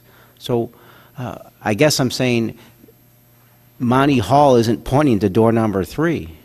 There's door number 1 or door number 2. if we're in a short time frame, tell us the options then if you would vote against this. I'll take an opening crack at that. I don't think there are any good options, and that's something that Secretary Gates has been saying for many years now. It's something that most of us who work on Iran deal with every day. There are no silver bullets to a regime that has been in power for 30 years, that has survived endless crises, and will probably even see this one through, at least for the short to medium term. I would raise just one point about the time frame. The Iranian nuclear program is an urgent dilemma, but we are not yet at a stage where Iran has either a nuclear weapon or the capacity to deliver one. We are several years away from that period. And we need to give diplomacy some time to work. That means diplomacy using sanctions, using the combined weight of the international community, working in coordinated fashion for perhaps the very first time since the Iranian Revolution to deal with this government. It means giving the Iranian democratic opposition some time to actually bring itself together, find a strategy, develop a leadership that can truly confront the regime. But I am quite confident that, in fact, we can, over a period of several years, deal in a much more coordinated, much more effective fashion with Iran. But that needs to involve both diplomacy and economic pressure, and in particular, very strong coordination with the international community. Well, wouldn't you acknowledge, Doctor, that the time frame that we thought we were working with has compressed already? And you're talking about taking a pretty big risk if we're assuming it's not going to contract again. I'm making no assumptions whatsoever, because I think obviously we don't know everything that there is to know about the Iranian nuclear program, and we were surprised in 2002 about the extent. We have been surprised by the regime's willingness and determination to push forward despite the threat of international pressure and sanctions. But I think we also recognize that there have been technical problems with the program, that in fact, despite the massive investment that the regime has made, they have not yet achieved a weapons capability. There is fuel that has been amassed, but there are ways that the international community can deal with that, and one of them, the very good, I think, proposal by the administration to export the LEU, is one that can continue to be pursued. There are at least some signs that there are some within the Iranian regime who would support a revised version of that deal, and I think that is one of the aims that sanctions ought to be directed toward, rather than simply punishing the country as a whole, rather than simply trying to reap the highest economic price against Iran, because we know from past history that won't succeed. May I, Mr. Chairman, respond to this in that I think it really focuses us on what's a medium-term goal. And the highest order medium-term goal, it seems to me, is to create an environment in which it becomes far too costly for the Iranians to continue to reject IAEA guidelines and IAEA inspections. Let's remember that the Natanz plant is still under IAEA guidelines. The primary generator of enriched uranium is still under international inspection and control. One of the great advantages of the Iraqi sanctions over time was that we had a nice linkage between the pressure of sanctions and the maintenance of inspections. If you wanted the sanctions lifted, you had to be continually forthcoming with inspections. And I think to the extent to which this pressure in the government to worry about a longer-term time clock and sanctions is the answer, your limited, targeted sanctions against key component entities that supply high-level components to the regime, or elements of the Revolutionary Guard, identifiable people who are in charge of the nuclear program, to the extent to which they can be targeted, sends the appropriate message of urgency, but also doesn't risk the possibility of the Iranians expelling the IAEA or withdrawing from the NPT. So we want to keep this tense synergy between those, and there's a way in which the greatest dilemma that Congress faces is that all the available tools seem to be a toy store that we can mobilize, but in fact you have to be very astute and selective about how to do that, with the medium-term goal being continued dialogue and inspection of the IAEA. It may be that the end point, 2011, 12, or 13, puts us in a position in the same one we were in with Libya. I'd make the case that sanctions were very successful in turning around Libyan commitment to terrorism and to its weapons of mass destruction program. But we had to go past the 11th hour, and fortunately we didn't sacrifice constructive engagement, even when they went beyond the threshold that we hoped they would not. They woke up one day and realized that a nuclearized state is not all it's cracked up to be. We may have to go through that entire threshold with the Iranians. I hope we are not, but I think only a strategy of constructive engagement and a step-by-step approach to medium goals will get us to where we want to be. With unanimous consent to proceed, sure, absolutely. If you're looking for impact, the kinds of sanctions that have had the biggest impact on the regime are the banking sanctions imposed by the Treasury Department. This is something that has mobilized the international community because of laws passed after 9/11 that make every bank responsible for knowing the origin of the flow of money that they have in their banks. And as a result, the 5 largest banks in Iran have been crippled from doing international business. That's the, and expanding that avenue, that type of sanctions, even though it does have impact on the people, makes the regime sit up and notice. And it ends up paying a real price because it can find alternatives, but at a much higher price. Thank you, Mr. Chairman. And I just want to note, as you say, though, that sanction worked, and it did, as you suggest, hurt the Iranian people at the same time. I mean, it's very complicated and difficult, but you're telling us don't use the only tool we have right now to a certain extent if you start limiting what sanctions we can use. You ask what works, and this is something that's very quickly has had an impact. I lived in Africa for 7 years, the last 7 years of sanctions against Rhodesia and sanctions during apartheid, and it takes a very long time for sanctions to work. The impact of banking sanctions has been almost unprecedented of any case around the world in terms of how quickly it's made a regime sit up and notice, how big a price, literally and politically, it is exacted. Thank you. Mr. Jordan. Thank you, Mr. Chairman, and I want to thank our witnesses as well for their being here and their testimony. In today's Post, Danielle Pletka, and I believe I'm pronouncing that name right, has a piece in there, pretty compelling piece, and the writer talks about this, at least what they believe the administration has kind of resigned themselves to a nuclear-armed Iran and moving in a direction of a, quote, containment policy. I would like to get your reactions to the premise of the piece, and then also kind of moving into what Ms. Wright pointed out in her opening statements, if in fact that is the case, that this containment policy is what's being pursued, the implications that has for our country to support the reform or democracy movement that's in Iran. And so we can just go down the list and you can fire away. Or we can start with Dr.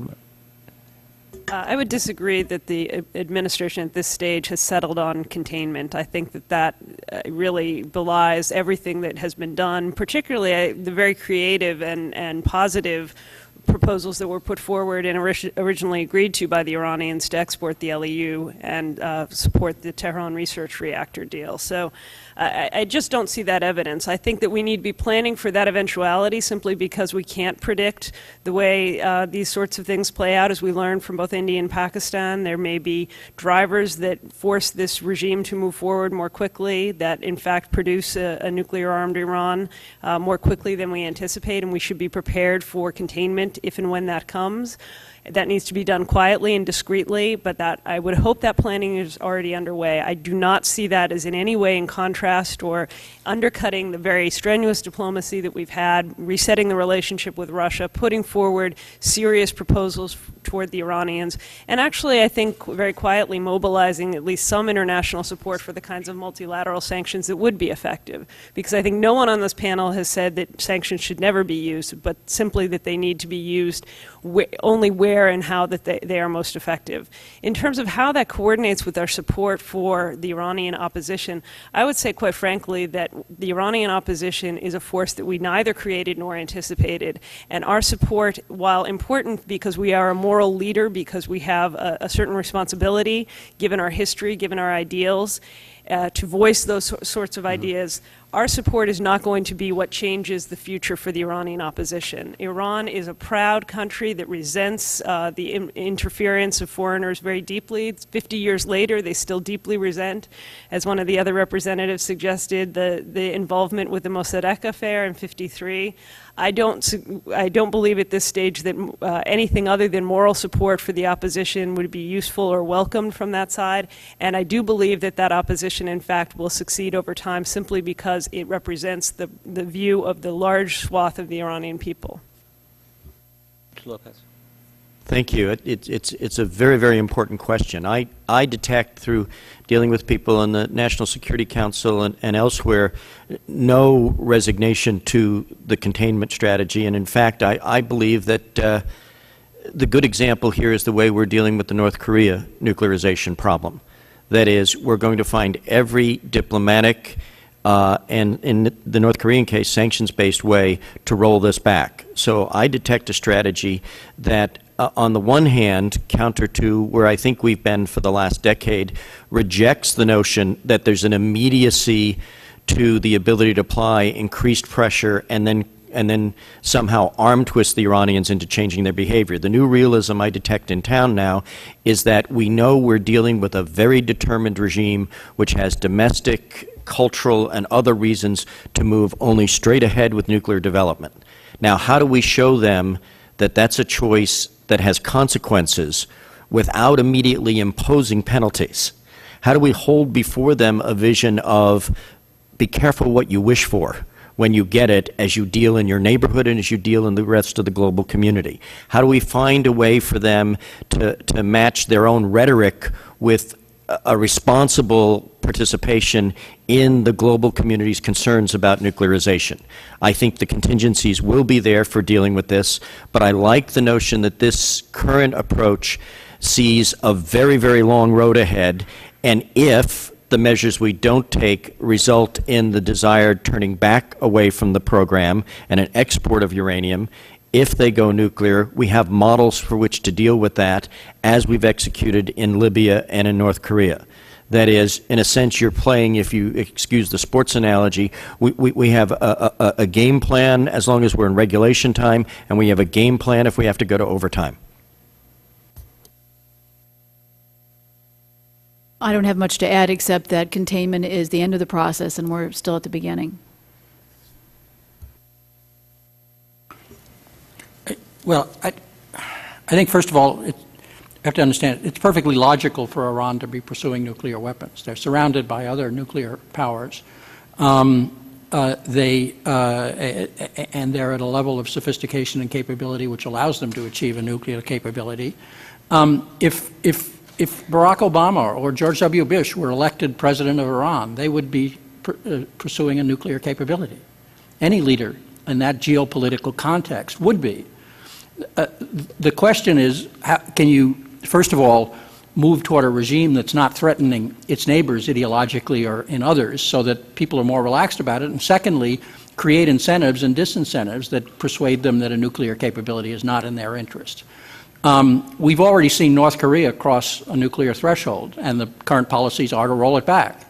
And there are fairly massive sanctions that are in place, and also some fairly substantial inducements that are being offered to try to roll that back. So Iran crossing the nuclear threshold is not necessarily the end of the world, and it doesn't mean, even if it happens, that you're going to live with it indefinitely or try to live with it indefinitely. One of the reasons for, as I've said, for substantial and mounting sanctions against Iran is to persuade other countries they don't want to do the same thing. And so keeping Iran in its pariah status, even if it achieved nuclear weapons or nuclear capability, would be sound policy, in my judgment. So I don't think we should see an absolute deadline here.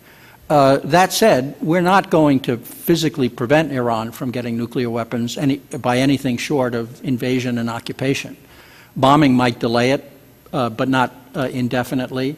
Therefore, we're going to have to continue to pursue a track which involves mounting sanctions, continued engagement, and international solidarity in an effort to arrest, slow, or eventually, if necessary, roll back this program. Thank you. Mr. Lutkemeyer. Thank you, Mr. Chairman, and thank the witnesses for their testimony. It's been very compelling. I happened to have the opportunity to go to Israel back in August, and we met with our group, both Democrats and Republicans, met with the leadership both there in Israel as well as Palestine. And they were adamant in their analysis of the situation that Iran would have the nuclear capability by the end of the year. If that's the case, I think it's being very naive from the testimony we've heard this morning that we've got plenty of time with which to deal with this. I think that the sense of urgency is necessary in order to be able to confront this, have a plan ready to confront it. I haven't heard that plan yet this morning. I've heard some ideas, but I haven't heard that plan. And if we're going to be ready for this, we need to have this sense of urgency that we have the ability to contain this or deal with it, as the ambassador just said. You know, one of the concerns I have is that, you know, sanctions are only part of one of the layers of ways to deal with this, and diplomacy is one of the ways. But the folks in the Middle East don't seem to be able to understand that with diplomacy comes commitment, and they don't seem to be willing to live up to commitments. We can get commitments from them, but they just ignore it. It's just a statement that they can throw away. There doesn't seem to be any willingness to complete their commitment. And so in that light, knowing we have a sense of urgency, knowing we have a difficult group to deal with, knowing that they probably, if don't have it already, will have very, very, very shortly nuclear capabilities, where do we need to go with our sanctions and our diplomatic efforts? Because if we get another North Korea, which ignores diplomacy, which ignores the international community, how do we deal with those folks? Ambassador, would you like to start? Well, I think, first of all, I think that deadlines and a sense of urgency may tend to work against us rather than for us. They don't feel a sense of urgency. If we feel a sense of urgency, then we're the ones under the gun. We're the ones who are constantly pressured to come up with new ideas, new proposals, new diplomatic offers. Yeah, but don't you feel we need to be ahead of the curve on this? Don't you feel we don't need to be proactive rather than reactive? I'm not arguing that we shouldn't be. I am arguing that we need a sustainable policy, a policy that will continue to penalize Iran, will continue to make it, over the longer term, unattractive for Iran to either gain or retain a nuclear capability. We need to maintain an international consensus which isolates Iran and penalizes them in that regard. And to the extent we become fixated on a particular deadline, we're the ones who then become under pressure. We're the ones who are then find our position weakened by that kind of time pressure. So I understand the apparent urgency. Now, I'm not sure you said the Israelis thought they'd have a nuclear weapon by the end of the year. I don't know what year that refers to. This year. Well, they're certainly not going to have one by the end of this year. So I think we can dismiss that possibility. I don't think they're likely to have a nuclear weapon by the end of next year either. With all due respect, Mr. Ambassador, here's an article from the Times online, December 14th, that secret document exposes Iran's nuclear trigger. They have their final component of the nuclear bomb. They're working on it as we speak. If Iran has nuclear materials for a weapon, they have a facility we don't know about and can't bomb because we don't know it exists and we don't know where it is. So if Iran could develop a nuclear weapon at this point, they would do it in a way that we would have absolutely no way of stopping unless we invade and occupy the entire country.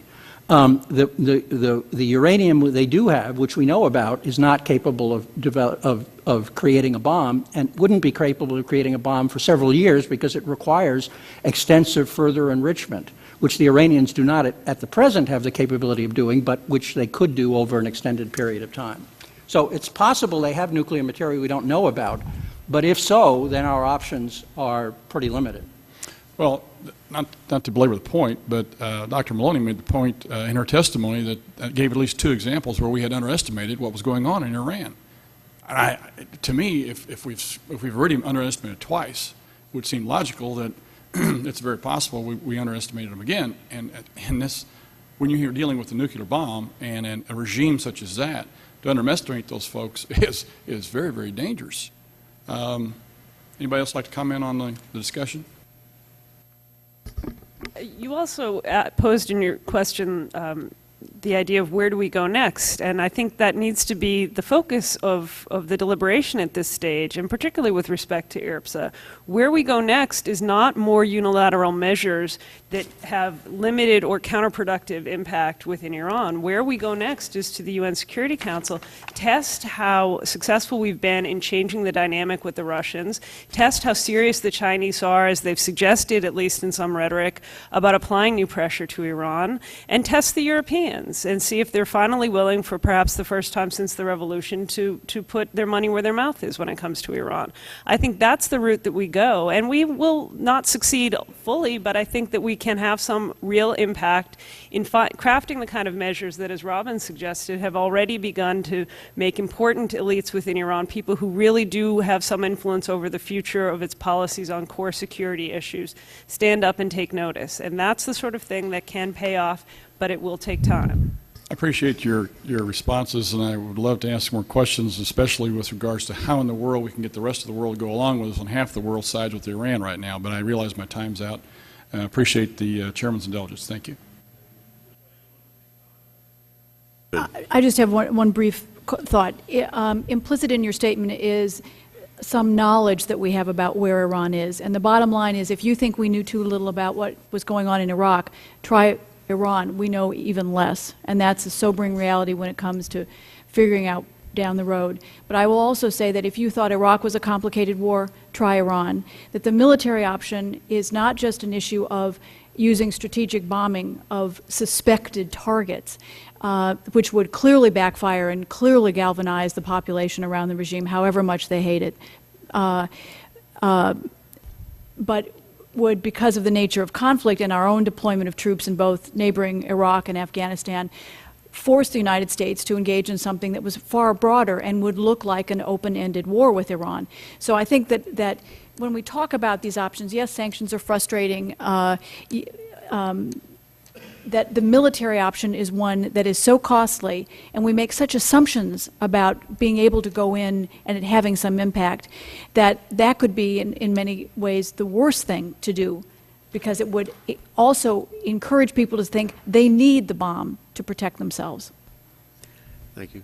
Mr. Lukemeyer, I can offer two things. You weren't yet a member of this committee last session when we had a hearing on the wargaming, of just what would be entailed in having a military response and what would be the ramifications. So the committee staff would be more than willing to make those materials available for you if you think they're useful at all, the testimony of the various witnesses on that. I think there were graphs and charts and all of that. The other thing is that you might find it useful, although I suspect we're a little late for the vote today, you might find it useful if we can arrange for the Intelligence Committee to give you a briefing on what it is that we do know. I mean, I think everybody acknowledges that we don't know everything on that, but it's just as dangerous to overestimate their capacity as it is to underestimate that. And if you want to arrange that directly, it's fine. If we can be helpful in that, we'll certainly try to do that with you. Thank you, Mr. Chairman. You're welcome. Do you have any more questions? Yeah. Go right ahead. Mr. Flake. Just one, I ran out of time before I could ask Ambassador Dobbins first, and maybe the others if they want to comment. With regard to, and I think all of you in your statements have mentioned the advisability, if we are going to move down the sanctions route, economic sanctions route, of international cooperation and getting our allies on board. Does it make it more difficult, or do we help by leading, imposing our own unilateral sanctions? And there may be a mix of both, I understand. But let's take today's action in the House with IRPSA. Does this complicate the likelihood of getting our international allies on board on other, perhaps more effective sanctions or some variant of these sanctions? How does that impact us moving ahead? The fact that we're going to impose these in the House, Senate may not go there. It may look different in conference, I understand. But I just want to talk to the advisability of leading on this. Is it something that our international partners are looking for our guidance on, or is it more useful, and I tend to think, and I want to see if you agree, to move in concert with them? So, Ambassador Dobbins. I think that that the element of the bill that you face, as I understand it, that would disrupt international solidarity and make agreement more difficult is the extraterritorial elements, the effort to use U.S. law to impose sanctions on foreign companies for doing something that's perfectly legal in their own country and perfectly legal internationally. And to the extent we've done that in the past, and we've ended up backing away from it because of the virulently negative reaction of our closest allies to being manipulated in that fashion. If I can interrupt for a minute, within IRPSA, that is precisely what we're doing, right? Is it not? Exactly.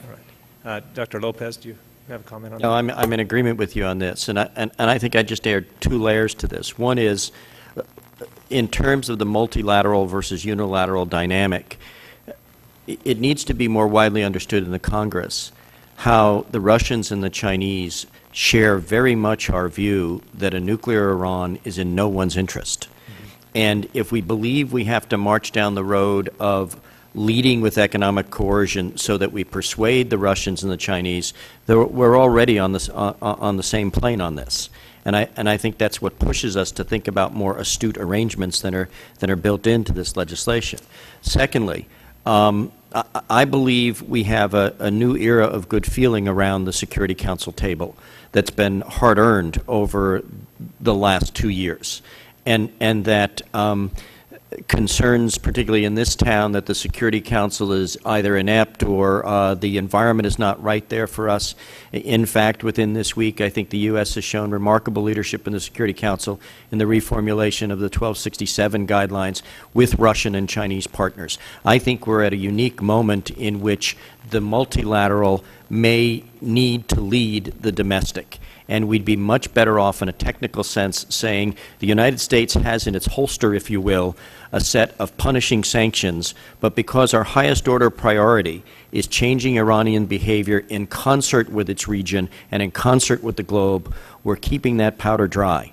But it's very clear what we can do technically and economically, but at this moment we choose not to because we believe this is a global concern of which we're pleased to play a part.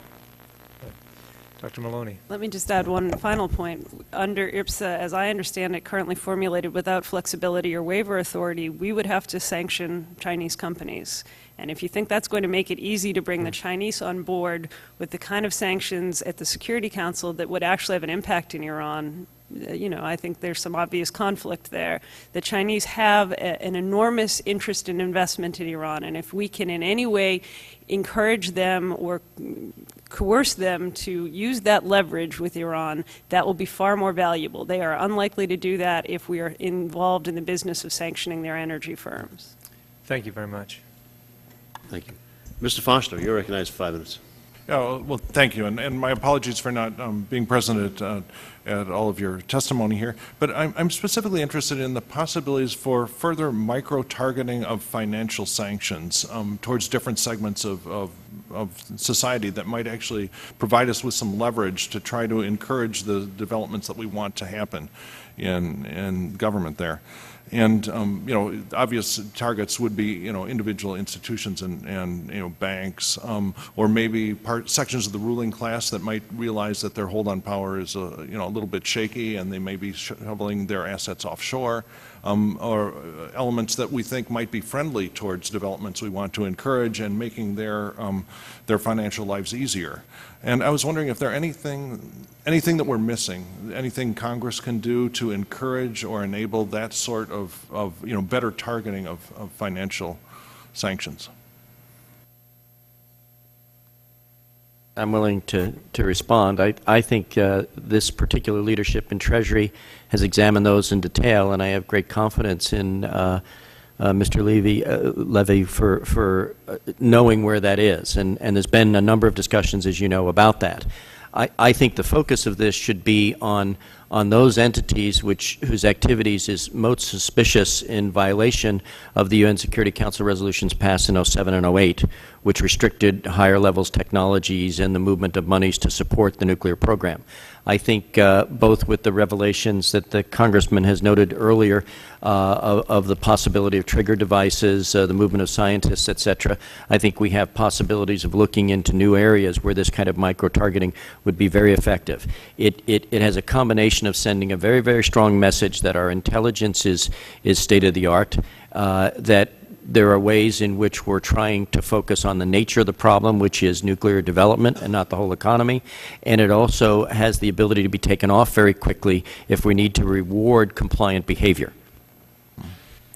Well, Can I just add to that? I think in addition to micro-targeting and looking for the most important constituencies within the regime to influence, we also need to think about the way that we're implementing sanctions. And one of the, I think, existing holes, and it's well known, is Iranian economic interests in Dubai.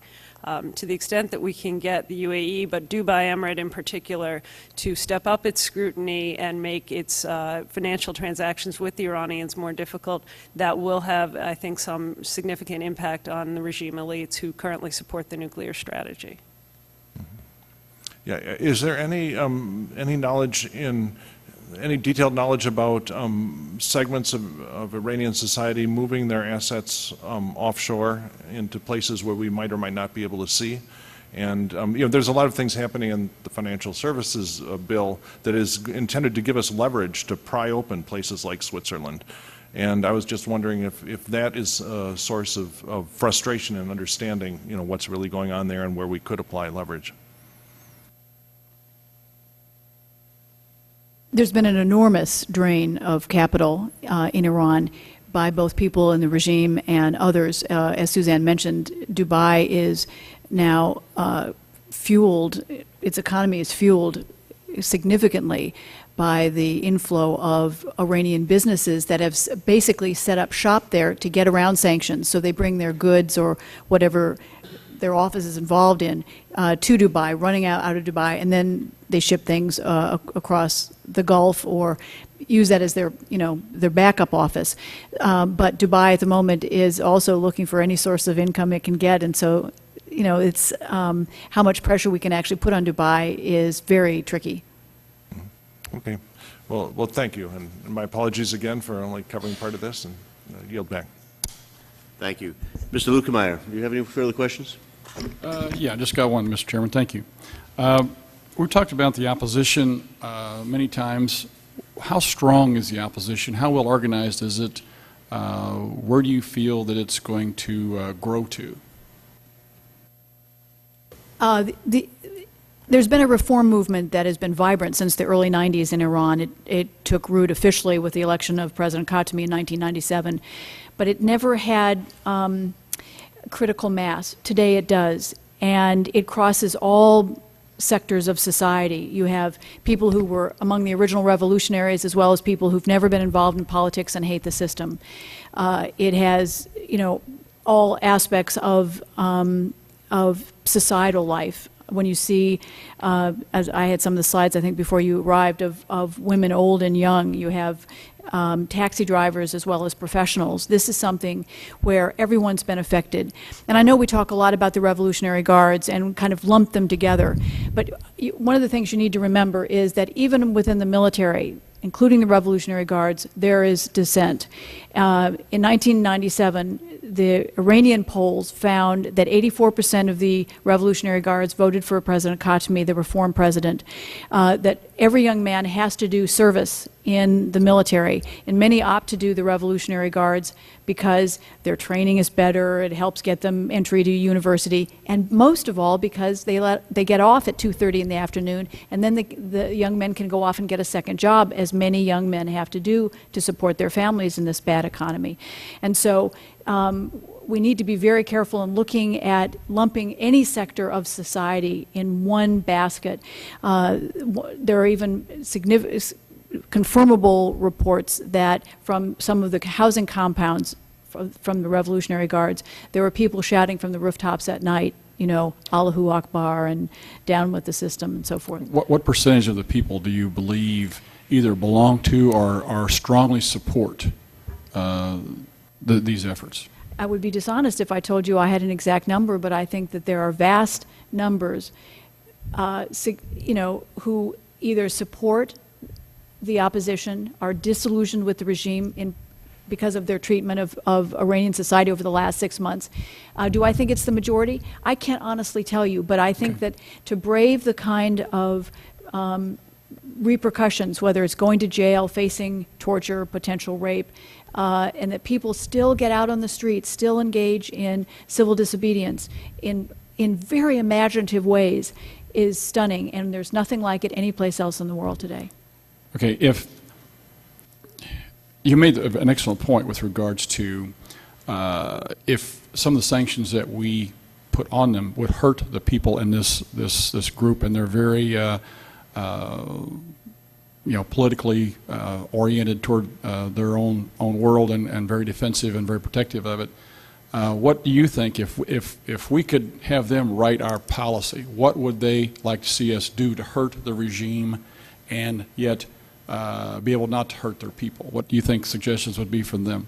Well, as I tried to suggest earlier, I think that the one common denominator among all three layers or categories of activism is a desire to see the regime pay the price. The specific individuals, the Revolutionary Guard leadership, the Basij, the head of the young religious vigilantes, but they also know that there are lots of little loopholes, so that in the case of an individual who may be sanctioned, his kid may be in Europe in school. That there are the head of household may be affected by the limitations, but it doesn't affect their broader life and the ability of them to generate players in society down the road. So they're interested in seeing us support human rights issues, give greater attention, acknowledge what's happening without saying, we're going to allocate $400 million to support the Iranian opposition. That's not what they're looking for. In fact, they don't want any American money for fear that it will taint them. Okay, very good. Thank you very much. Thank you, Mr. Chairman. Thank you, Mr. Flake. So one other question. Dr. Wright had mentioned, and others have mentioned, the more effective sanctions or efforts to disrupt the regime or impact them have been financial and banking regulations. OFAC, or Office of Foreign Assets Control, currently does that. Do they need any more authorization or authority from Congress to do things that they aren't doing now? I would like to see them be more active, for example, not chase more Americans with suntans coming back from Cuba, and rather do what might benefit us more. Do they need more authority from the U.S. Congress in that regard? Dr. Maloney, do you have thoughts on that? Or?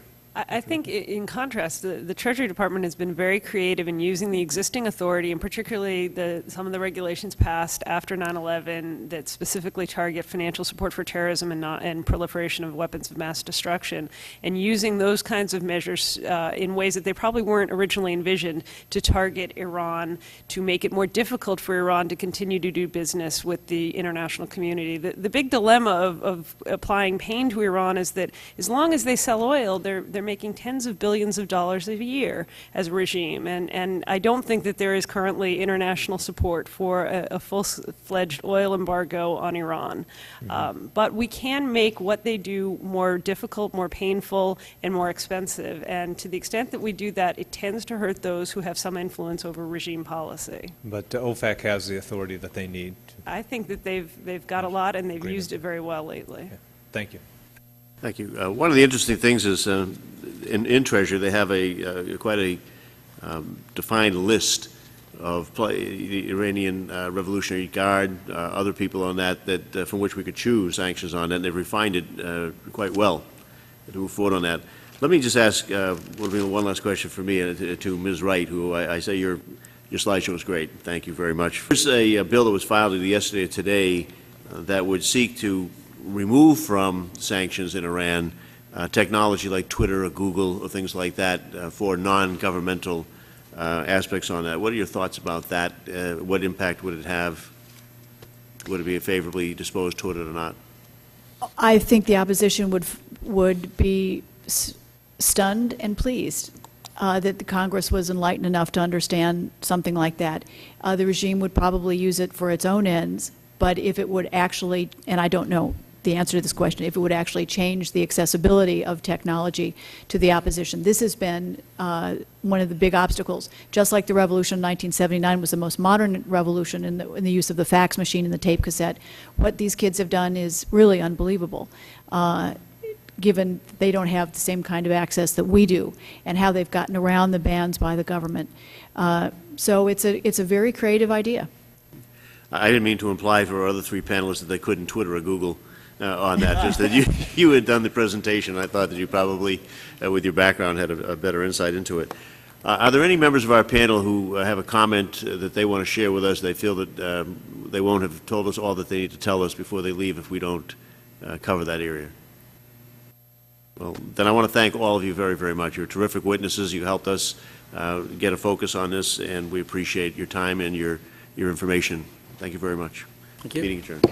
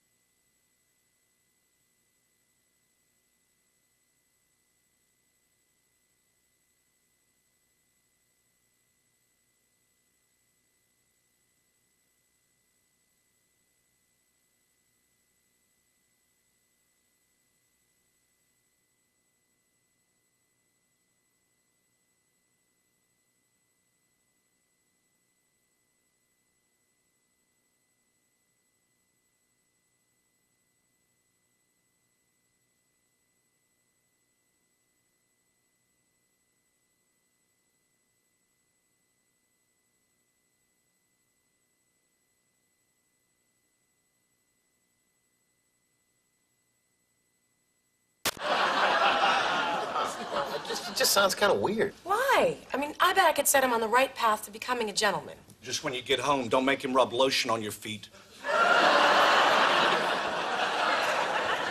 Tends to stick with the person.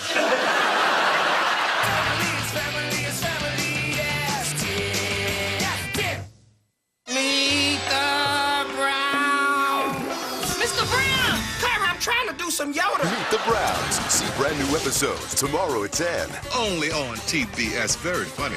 Brought to you by Old Navy. Lying here dreaming, nothing much has changed with season, except I'm just waiting. Because a bathroom can be more than just a bathroom.